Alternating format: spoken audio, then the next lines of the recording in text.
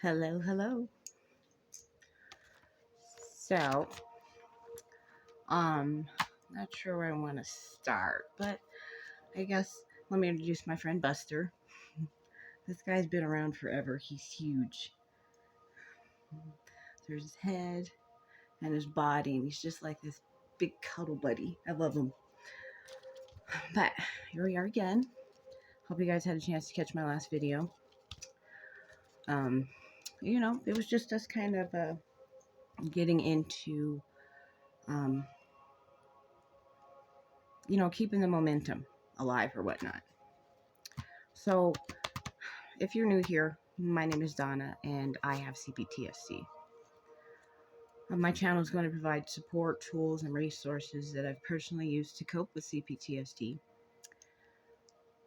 And it's my deepest desire that my story will provide hope for those who are stuck in a, I can best describe it as a chasm of confusion. My discovery through ongoing therapy has revealed relationship styles that are preset and downloaded before we even understand the spoken language. Here's my story.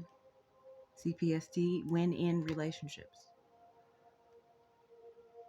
I appreciate your company on this journey. So today what I want to talk about is something that I had recently. This is how my story starts. I had been unusually drawn to YouTube. I guess I was looking for like self-help, relationship kind of stuff, affirmations. I really wanted to take a positive approach on what I had come to see was uh, a suture that was going to bust open. I've always been like that in every relationship I'm in. I think they call it a codependent. I researched that too. Um, so there's one lady that I really liked, and her name is she's the Crappy Childhood Fairy. When you guys have time, check it out. She has really helped me. And one of the things that I do every day, if I don't start my day with journaling, meditation, because I have to catch my mind before it slips off into oblivion, into under the veil of consciousness thinking. And I'll get into that the further we get into the show. Look at this necklace I found. In packing, I'm finding that I have some of the coolest jewelry. Like this. This whole journey is exciting. I started writing, as I said, like the Crappy Childhood Fairy had suggested. And I have my first journal I started back in October of 2021. And that sucker's huge. It's like, I'd say the size of this tissue box. Thick. Full of just my writings. The whole purpose of this is to help you stay present. When you have CPTSD, the one thing that we're good at is I can literally say there's some buttons here. With CPTSD, I can literally go, poop, I'm going to check out of that conversation, but I'm still going to be here. I don't know why I do that. I just do. Okay. Yeah. So once I discovered the Crappy Childhood Fairy, I discovered journaling, and it also came with a sacrifice, if you wish. That's when the lid was blown off of my entire existence, and it was painful, and I still feel the burn. I found out why I'm a codependent. There were times where I questioned my own right to live because of how I let people speak to me. There were times where it knocked the breath out of me, literally. It broke my spirit and shattered my soul. I developed addictions that should have killed me. And it all hit like a 500-pound boulder. Now I see why it's not recommended that you keep old journalings, because I went back over and I reread a few things. And it put me right back in that place, which caused me to be here today.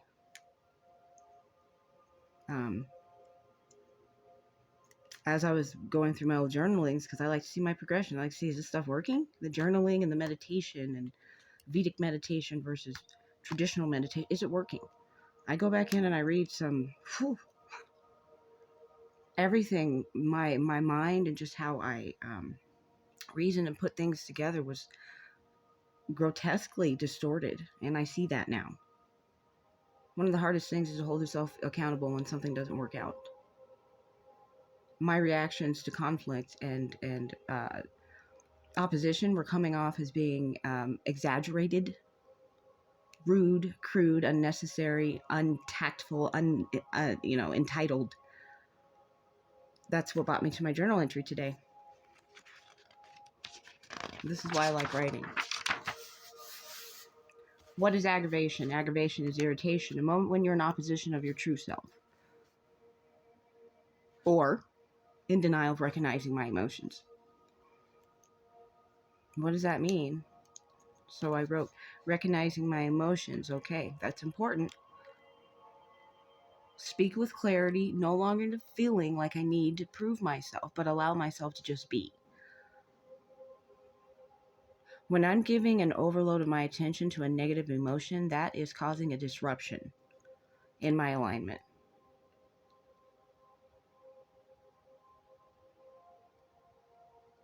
So I had to sit with that for a minute.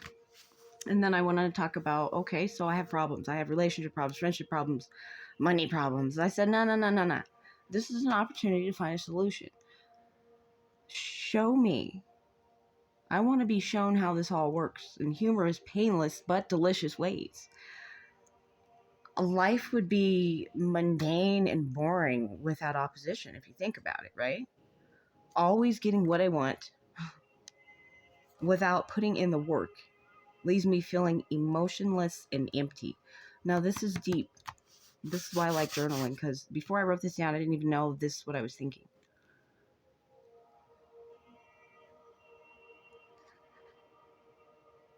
And that's where I came to,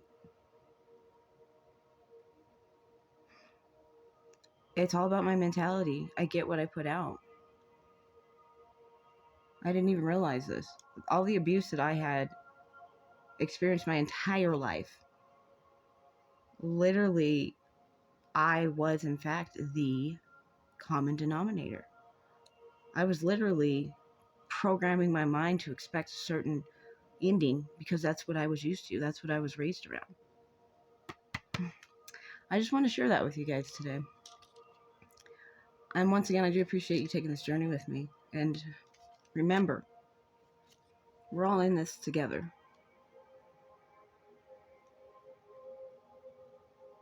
Be sure to press the thumbs up button if you like my post today, and stay tuned.